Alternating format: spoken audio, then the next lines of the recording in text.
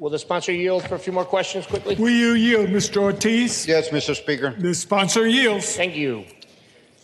As has been stated, our conference was locked out of the process until a couple of hours ago. But we heard some rumors, or I heard some rumors, that this legislation before us that combines the appropriation and the expansion of executive authority originally started as two bills. One for the appropriation and one for the expansion of executive authority. Is that the case? No, that's not the case. Not really. That's not. It was always the one bill with the combination? Only one bill. It started with one bill and one bill only.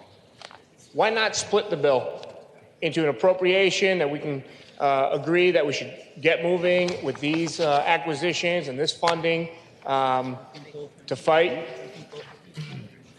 the disease? Because at this point, these both issues has to be addressed together. They both be needed at this point. I think we have widespread agreement that the $40 million or some funding and some attention should go towards fighting coronavirus disease 19. And I think there's a lot of disagreement. In fact, in the other chamber, there's bipartisan disagreement on the executive authority. So we have time. We could pass the financial part tonight, and then we could wait till the light of day tomorrow or the next day. Give us some time to kick the tires. Give us some time when, as was stated before, we've been working a long day. We could see all the unintended consequences. We could see all the angles.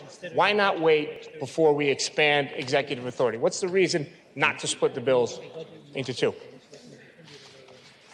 Well, we are going to be doing the budget hopefully, in the next 30 days. And we can, you always, and every single one of us can always wade into the budget process. At this point, this is what we're doing today. I think this is a proactive way of dealing with a public health issue that we have in New York State as we speak. And I think it's very important that we go ahead and move forward. I didn't catch what you said about the budget process. Can you repeat? Well, I think this is a very important moment now to do this and to act proactively. What harm would be done if we waited until, say, Wednesday, when we could talk to some experts, talk to our constituents, the people that we represent, before we do that? What would be the harm that would occur if we waited the normal 3-day aging period?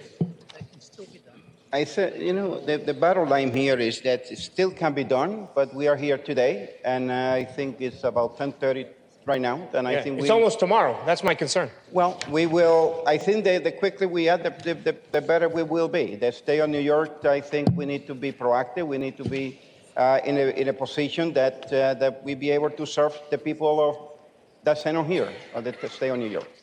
Thank you. And I'm looking at the bill, and the bill's only 2 pages, so we can all read it. There's a feather in our cap. The bill's actually 50 lines, but I have to go all the way down to line 40 out of 50 before I read coronavirus disease 19. And the first 35, 38 lines are about the executive authority. And the last few lines are about the funding. The funding is limited to the disease. The $40 million, I think we all agree, should go to fight coronavirus disease 19. Very specific. We're narrowing the ability of the executive to spend the money. I think we all agree on that, or most of us agree on that. The executive power in the first 38 lines of the bill is not limited to the coronavirus disease fight. Why not? I'm sorry, say that again.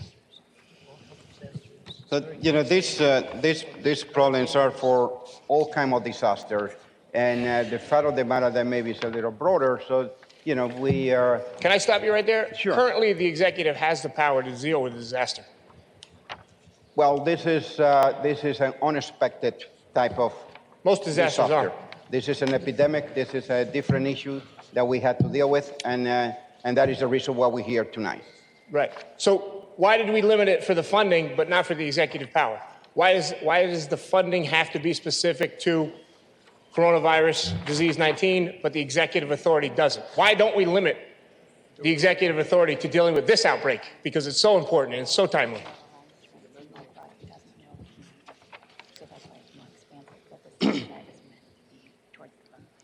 Well, let me just translate what I've been saying to me.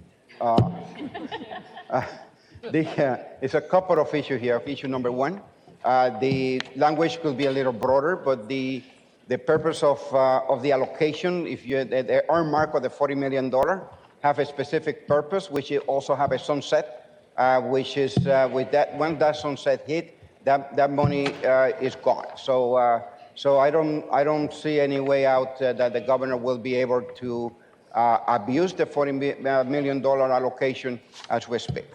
You don't think an executive could abuse his executive power? The money is allocated for a specific purpose, and that's what we are here for. Do you know that this governor in 2017, not that long ago, used his executive authority, declared a disaster because the federal government changed the tax laws and allowed people to file their taxes at a different time? I don't think anybody, until Governor Cuomo came up with that novel legal theory, thought that a change in the federal tax code was a, quote, disaster that invoked enhanced executive power here in New York State. And yet this governor found a way through that novel legal theory to expand his power. So are you concerned that he could abuse it? Well, let me just what I'm concerned. I'm concerned about the actions that if we don't take any tonight, and I'm very concerned about the coronavirus that we have a very clear signal that is real, is happening globally, and we have seen some news, and I think that we are responsible enough as leaders and legislators to take the stand that we have to take, and you have a possibility of doing two things, of voting for my bill or voting against my bill. I think that's a false choice. Don't you agree? Couldn't we have split this? We've only been working on this for a day. We could split it into two bills. We could let the executive power increase, see the light of day, let the people see it. I do believe that we have a bill. Why is it all or nothing? Because we could do it all. We could do it all. We have could a do bill the on the executive table power that right, and we address could fight two this issues. disease with money. One last question, sir. We're fighting this at the state level. The federal government is fighting it at the federal level. That's our system. If the President of the United States went to the Congress and said, tie funding to fight the coronavirus to an increase in my executive powers, would you support that? Let me just say this to you. That will be a very interesting question with a very interesting accent. We are in the state of New York, so this is where we are now. So once I'm in Congress, I will answer that question. It's a direct parallel. We're a legislature. We're supposed to check the executive. We're fighting the same disease. We have an executive. It's a direct question. Feel free to answer it. Well, I think I give you my answer. I think that I'm here in the state legislature. We're doing this tonight. We're trying to get this passed by. And if I was in Congress, there would be a different dynamic with a different president. I would probably say yes. You would give President Trump increased I didn't say executive President Trump. authority? I said a different president. I will. My vote might be different with a different governor, too, as with a lot of people in this room. Thank you, sir. I appreciate it.